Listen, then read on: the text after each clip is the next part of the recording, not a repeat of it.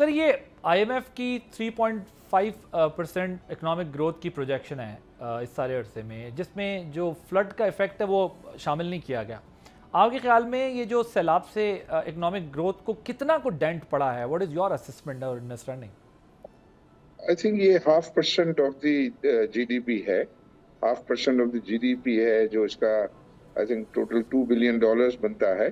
लेकिन उसके बाद ये पर्टिकुलरली जो एग्रीकल्चर है, जब ये फ्लड्स के बाद और बारिशों के बाद फिर ये लैंड हमारी बहुत ही ज़्यादा फर्टाइल हो जाती है। तो इसके बाद जो एक्सपेक्टेड ये है कि हमारे इंशाल्लाह जो है वो क्रॉप्स अच्छी होंगी। तो वो क्रॉप्स अच्छी होंगी तो उसकी वजह से जो है ये मेकअप हो जाएगा। मुझे तो लगता है कि इवन जो हमारा ग्रोथ रेट है GDP का, कि वो तो न सिर्फ ये कि 3.5 आएगा, बल्कि इससे भी मैं बेहतर देख रहा हूँ।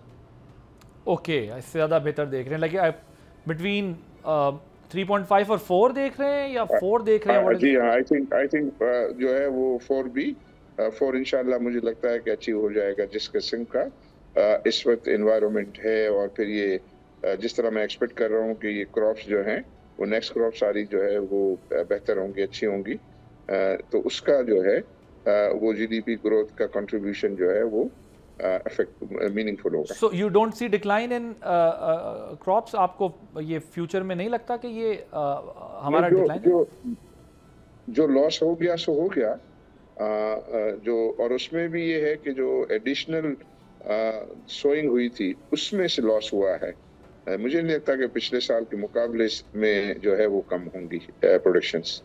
तो जो एडिशनल वो एक्सपेक्ट कर रहे थे कि ज़्यादा होगा इस पीरियड में, और इस पीरियड में मेनली तो जो अफेक्ट आई थिंक हुआ है वो सिर्फ राइस को हुआ है। वीट को तो जो है वो कोई ऐसा उसकी तो अभी सोइंग जो है वो हो रही है। कॉटन भी जो है वो उसका जो एडिशनल था उसमें से कुछ हिस्सा जो है, लेकिन अभी तक जो अराइवल्स हैं वो तो पिछले साल से जो है वो कॉटन की बेहतर हैं। तो यूं ये मैं समझता हूँ कि उसका ये सैलाब ना आता तो हम ज़्यादा अच्छे होते इस वक्त। लेकिन ये है कि फिर भी आई बिलीव कि we will be in a decent position. So you don't see import of cotton and wheat in coming months? I think wheat का तो मैं नहीं समझता, लेकिन कॉटन तो ज़ाहिर है वो बहुत बड़ा गैप है।